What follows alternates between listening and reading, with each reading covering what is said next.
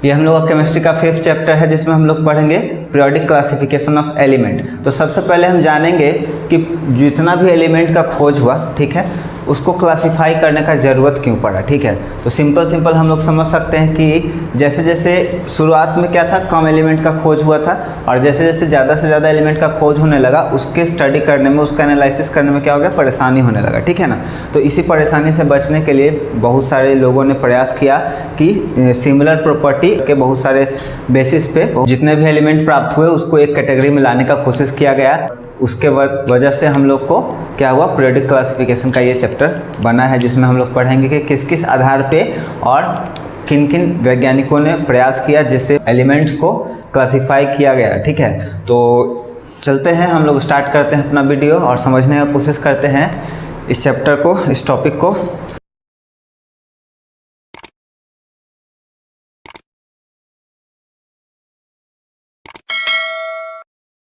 तो इसमें सबसे पहले हम लोग समझेंगे क्लासिफिकेशन क्या होता है ना।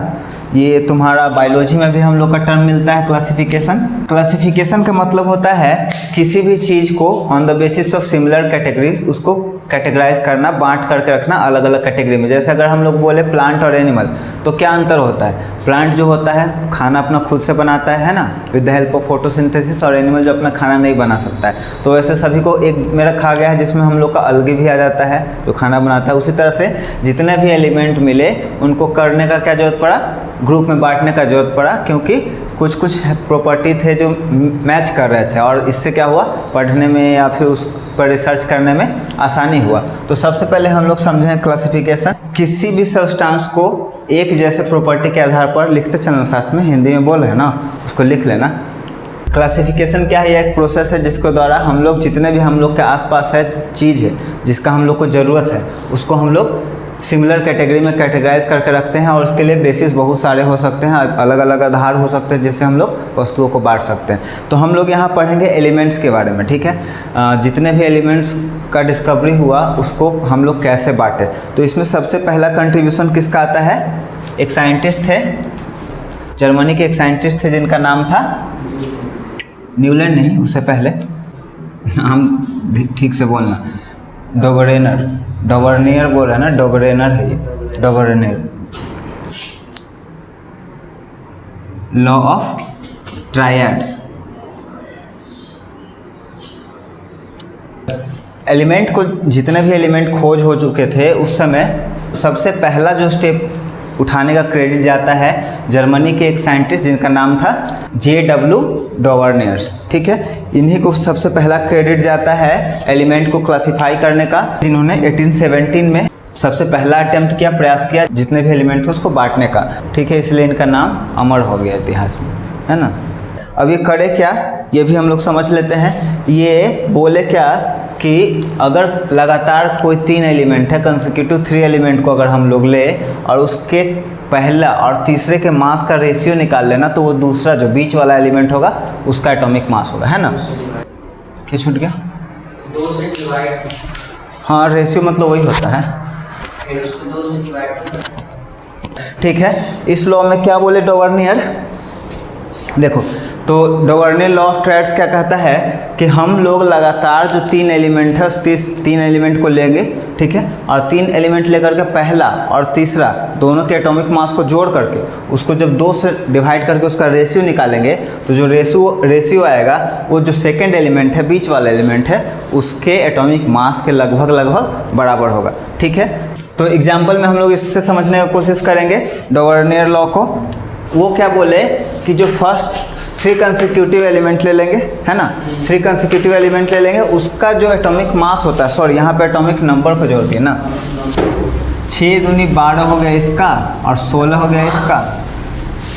हाँ, मास पे चला था ना, यहाँ पे हो गया 12 प्लस 16 डिवाइडेड बाई 2, 6 2 8 2, और ये हो गया 2, 14, इसका हो जाएगा 14। ठीक है, तो डोबरनेयर ट्रायड्स के द्वारा हम लोग क्या करते हैं, समझने की कोशिश करते हैं। 3 कंसेक्यूटिव एलिमेंट ले लिए, ये फर्स्ट हो गया, ये सेकंड हो गया, ये थर्ड हो गया। ठीक है, फर्स्ट हो गया, सेकंड हो गया, थर्ड हो गया। अब पहला का एटॉमिक मास और तीसरा का एटॉमिक मास। जब इन दोनों को जोड़ करके उसका रेशियो निकाल लिए तो हम लोग को 28/2 आया, और वो बीच वाले सेकंड का क्या हो गया, एटॉमिक मास के बराबर आया। तो ये सेटिस्फाई करता है डोवर्नियर ट्रायड्स को। अब देखते हैं इनके लॉ को क्यों नहीं माना गया, इसमें क्या कमियां थी, हम लोग कमियां को देखेंगे, या लिमिटेशन भी कह सकते हैं, ड्रॉबैक भी कह सकते हैं। डोवर्नियर्स है ना, नाम सही से बोलना, नहीं तो डोवर्नियर ही लिखा जाएगा वहाँ पे। चलो अब ठीक है, तो हम लोग देखेंगे लिमिटेशन डोवर्नियर का, क्यों इसको हटा दिए, यही हम लोग के लिए यूजफुल नहीं हुआ।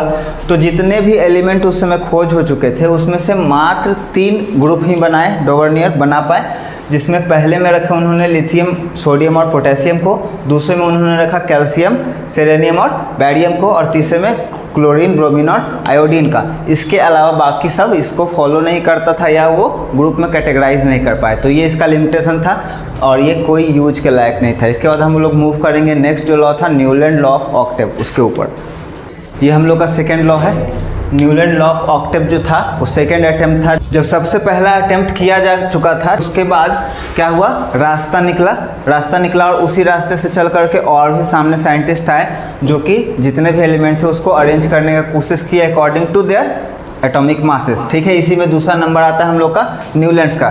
न्यूलैंड एक साइंटिस्ट थे इंग्लैंड के, इन्होंने क्या किया, atomic masses, increasing atomic masses के आधार पर क्या किया, अरेंज करने का कोशिश किया, जिसमें उन्होंने जो म्यूजिक का जो कंपोजिशन होता है, सारे गामा पादा जो होता है निशा, उसी के अकॉर्डिंग एक लॉ दिया, जिसमें क्या बताया वो लोग, न्यूलैंड ने क्या बताया कि अगर हम एलिमेंट को उनके